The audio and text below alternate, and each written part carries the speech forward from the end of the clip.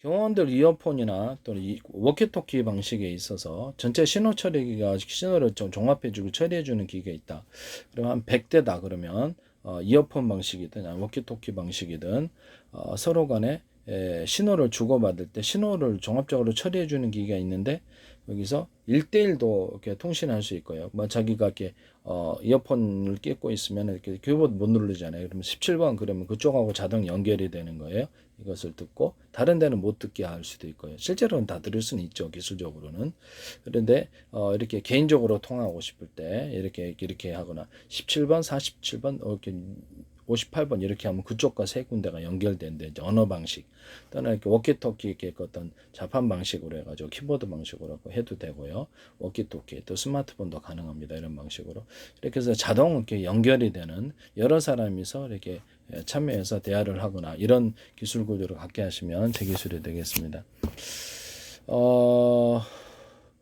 그러니까 지금의 워키토키는 그냥 한번 워키토키나 정원 이어폰 방식은 다 듣는단 말이죠. 또 외부 사람도 그 전파를 잡으면 들어요. 그래서 암호 처리가 필요한 부분이고요. 그래서 이 부분을 제가 말씀을 드립니다. 또는 거기다가 전용 단말기 제도로 해가지고 다른 데서 전파를 잡아도 전용 단말기처럼 암호 체계가 10단계 있다. 자동으로 이제 풀어지는 거죠. 왔다 갔다 전파가. 그래서 이 전용 단말기 속에는 그런 방식이 있고 또는 오늘의 암구 또는 비밀번호 방식을 비밀번호가 서로 맞아야지 통신하는 이런 기술 구조도 같이 겸할 수도 있습니다.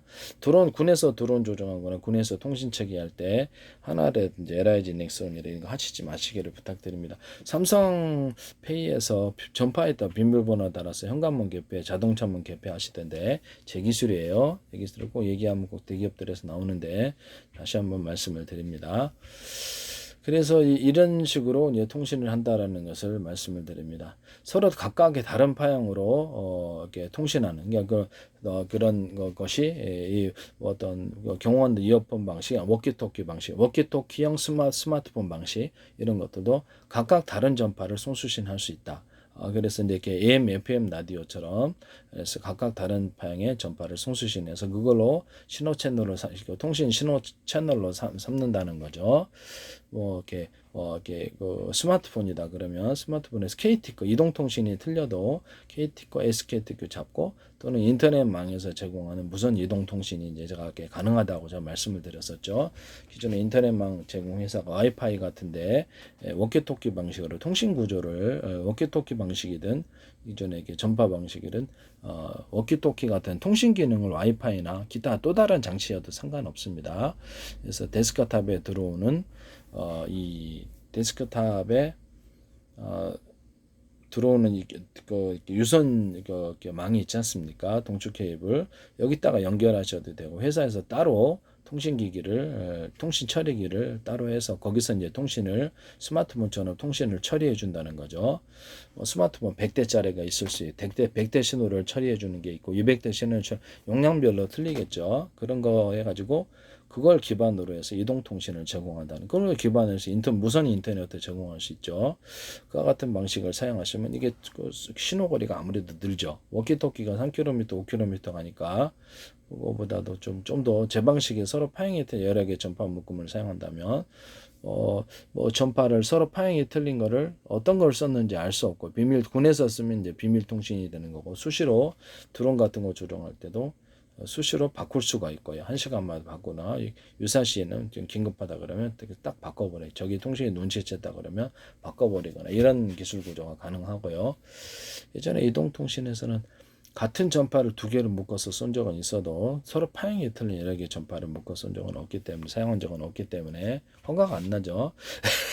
서로 파형이 틀린 여러 개의 전파를 묶어 쏘는 방식은 위성통신 같은 데서 가능하고 서로 파형이 틀린 여러 개의 레이저파를 이렇게 묶어서 쏘면 이것이 송수신 거리가 굉장히 늘어난다는 게 제 이론이에요. 워키토키나 어떤 경호원들 이어폰 아니면 스마트폰에도 이 기술 구조를 쓰시면 제 기술이 되겠습니다. 군에서도 통신 체계에 있어서 이 기술 구조를 쓰면 중폭 굉장히 멀리 송수신이 된다는 거죠. 거리가 이걸 기반으로 서울 시내 망 구축 비용이 별로 안 든다라고 제가 이걸 기반으로 해서 이동통신을 싸게 제공할 수 있다.